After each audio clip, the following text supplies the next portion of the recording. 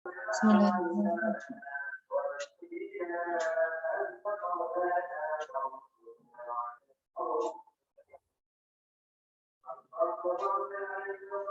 Hello everyone, perkenalkan aku Bernika Trivina Kurnia Putri dari Biologi Universitas Airlangga. Di sini aku ingin sharing-sharing kepada teman-teman mengenai ekologi danau. Nah, danau yang saya angkat pada bahasan kali ini adalah Danau Randugrati di Pasuruan.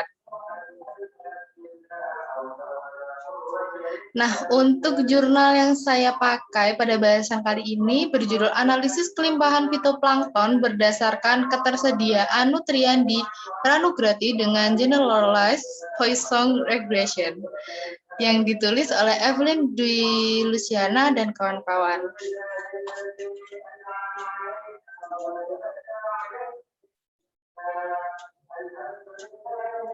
Nah, untuk lokasi dari Danau Randugrati ini ada di Grati, Pasuruan, Jawa Timur.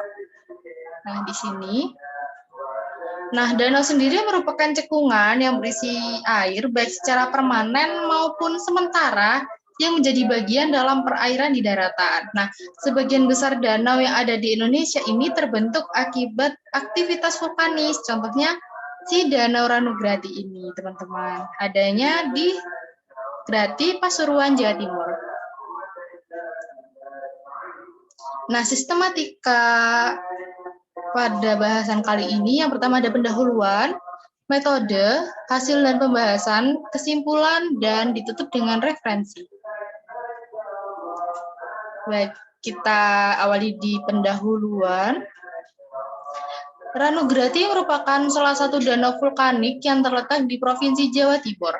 Randugrati banyak dimanfaatkan oleh masyarakat sekitar sebagai sumber irigasi pertanian, karamba jaring apung, dan pariwisata. Kegiatan-kegiatan tersebut menghasilkan limbah yang kemudian dibuang ke perairan danau. Hal ini akan mempengaruhi kesuburan dan organisme yang ada di danau, termasuk di dalamnya adalah fitoplankton. Mungkin buat teman-teman yang ada di daerah Grati atau yang tinggal di Pasuruan, atau teman-teman yang pernah main ke Danau Randugrati, pasti udah tahu ya kalau Randugrati ini adalah suatu destinasi pariwisata juga. Jadi pastinya banyak juga ya pengunjung-pengunjung yang tidak bertanggung jawab seperti membuang sampah di perairan danau dan sebagainya. Nah, fitoplankton sendiri ini adalah organisme akuatik yang memegang peranan penting di ekosistem perairan karena merupakan produsen utama dalam rantai makanan. Pertumbuhan fitoplankton ini sangat tergantung dari ketersediaan nutrien, yakni nitrat dan fosfat yang ada di perairan. Nah, sekarang kita beralih ke metode. Nah, pengamatan dan identifikasi terhadap fitoplankton dilakukan secara ex situ di Laboratorium Sumber Pasir, Fakultas Perikanan dan Ilmu Kelautan, Universitas Brawijaya menggunakan metode Leakey Drop. Adapun pengukuran nitrat dan fosfat menggunakan spektrofotometer. Kemudian untuk titik sampling lapangan pada stasiun 1 adalah daerah outlet. Stasiun 2 daerah inlet, stasiun 3-5 adalah daerah Karamba Jaring Apung atau KJA, dan stasiun 6 adalah daerah tengah danau. Kemudian ada metode dengan model regresi Poisson dan generalized Poisson regression. Model regresi Poisson seringkali diterapkan pada data cross-section yang terdiri atas N pengamatan yang saling independen. Dengan pengamatan ke I dapat dinyatakan sebagai YI, XI, di mana YI merupakan banyaknya peristiwa amatan yang terjadi dan XI adalah faktor dari prediktor-prediktor yang dianggap menentukan YI. Model regresi berdasarkan distribusi bersyarat vektor prediktor. Kemudian ada pun tahapan analisis data, yakni yang pertama, input data kelimpahan fitoplankton dan konsentrasi nitrat dan fosfat. Yang kedua, menganalisis secara deskriptif komposisi dan kelimpahan fitoplankton, membuat regresi Poisson antara jumlah fitoplankton yang diamati menurut jenis divisi yang dibandingkan terhadap divisi Chlorophyta, yakni ada D1 itu ada Chrysophyta, D2 Cyanophyta, dan D3 Eugrinophyta, serta dengan konsentrasi nitrat, X1 dan X2, dan fosfat. Kemudian selanjutnya menguji overdispersi dengan hipotesis H0 equidispersi, rasio rata-rata terhadap ragam sama dengan 1, dan H1 overdispersi, rasio rata-rata terhadap ragam lebih dari 1. Kemudian selanjutnya, bila terjadi overdispersi, maka dilanjutkan dengan pemodelan generalized Poisson regression. Dan yang terakhir adalah menghitung prediksi kelimpahan fitoplankton berdasarkan ketersediaan nutrien.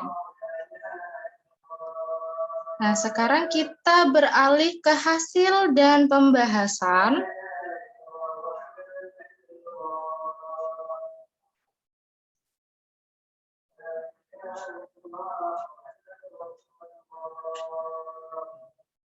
Nah, yang pertama, mohon maaf.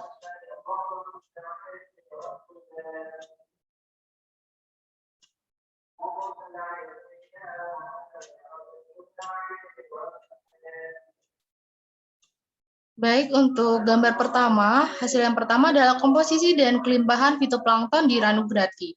Hasil identifikasi fitoplankton yang ada di perairan Ranugrati menunjukkan bahwa struktur komunitas fitoplankton terdiri atas 4 divisi, yaitu Chlorophyta, Cyanophyta, Chrysophyta, dan Euglenovita, seperti yang ditunjukkan pada diagram yang teman-teman lihat saat ini. Jadi yang biru ini Chlorophyta, terus yang merah Cyanophyta, yang hijau Chrysophyta, dan yang ungu adalah Euglenovita. Dari keempat divisi yang ada, divisi Chlorophyta paling mendominasi kelimpahan fitoplankton yang ada di Ranugrati, dengan persentase lebih dari 50% pada masing-masing stasiun. Dari stasiun 1, 2, 3, 4, 5, dan 6, rata-rata lebih dari 50% ya teman-teman. Nah, kelimpahan fitoplankton tertinggi ditemukan di stasiun 6. Nah, bisa teman-teman lihat ya, di sini ditemukan 90. Nah, ini itu stasiun 6 itu merupakan bagian dari tengah danau. Nah, tengah danau merupakan lokasi berkumpulnya aliran air danau yang berasal dari berbagai sumber, sehingga kaya akan bahan organik yang mendukung pertumbuhan fitoplankton. Kemudian selanjutnya ada hasil uji overdispersi model regresi Poisson. Berdasarkan tabel 1 dapat diketahui bahwa nilai estimasi rasio rata-rata terhadap ragam sebesar 1,992. Ya, ini lebih dari 1 yang menunjukkan terjadinya overdispersi. Dengan demikian dapat diambil kesimpulan bahwa terjadi overdispersi pada data yang dianalisis dengan mode regresi Poisson. Oleh karena itu, perlu dilakukan pemodelan dengan model generalized Poisson regression pada hasil selanjutnya. Nah, ini untuk hasil dari model generalized Poisson regression. Dari tabel 2 memperlihatkan bahwa baik fosfat maupun nitrat berpengaruh positif terhadap jumlah fitoplankton karena keduanya memiliki estimasi parameter yang bernilai positif. Nah, ini jadi nilainya positif ya teman-teman untuk nitrat dan fosfat. Nah, berdasarkan tabel 2 ini, maka dapat dibuat model generalized Poisson regression sebagai berikut. Nah, pada gambar ini. Nah, seperti itu. Seperti gambar yang sudah tertera. Kemudian dilihat dari jumlah amatan fitoplankton per divisi, ya, yang ini teman-teman. Nah, ini. Maka fitoplankton dari divisi Chrysophyta, Cyanophyta, dan Euglenovita secara statistik memiliki jumlah amatan yang lebih kecil dibanding divisi Chlorophyta. Hal ini ditunjukkan oleh koefisien ketiga kategori tersebut yang bernilai negatif. Nah, ini. Jadi nilainya negatif. Begitu. Selanjutnya ada nilai prediksi jumlah amatan fitoplankton per divisi. Nah, pada grafik ini mengindikasikan bahwa jumlah amatan fitoplankton dari semua divisi fitoplankton mengalami peningkatan pada setiap perubahan konsentrasi fosfat. Nah, ini untuk di sumbu X ini adalah fosfat. Kemudian yang ini adalah expected number of abundancy dari divisi fitoplanktonnya ini tadi. Peningkatan paling besar terjadi pada fitoplankton yang berasal dari divisi klorofita. Hal ini menunjukkan bahwa peningkatan ketersediaan nutrien di Ranograti akan berdampak pada semakin dominannya fitoplankton dari divisi klorofita. Kondisi ini disebabkan karena klorofita sendiri memiliki kemampuan untuk bertumbuh lebih cepat dibandingkan fitoplankton dari divisi lainnya. Nah, sekarang kita beralih ke kesimpulan. Kesimpulannya adalah berdasarkan hasil penelitian ini dapat disimpulkan bahwa terjadi overdispersi pada data hubungan ketersediaan nutrien dan jumlah amatan fitoplankton di Ranograti, sehingga pemodelan dilakukan dengan generalized Poisson regression. Hasil analisis yang dilakukan menunjukkan nutrien yang berpengaruh signifikan terhadap jumlah amatan fitoplankton adalah fosfat.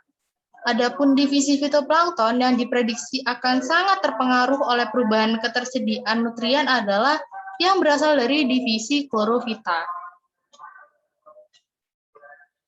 Kemudian untuk referensinya, mungkin teman-teman bisa membaca sedikit referensi dari saya, dan mungkin bisa juga dibaca untuk jurnal yang sudah saya cantumkan di depan. Terima kasih sudah mau menonton sampai akhir. Semoga ilmu yang saya berikan bermanfaat untuk teman-teman. Terima kasih. Salam sehat.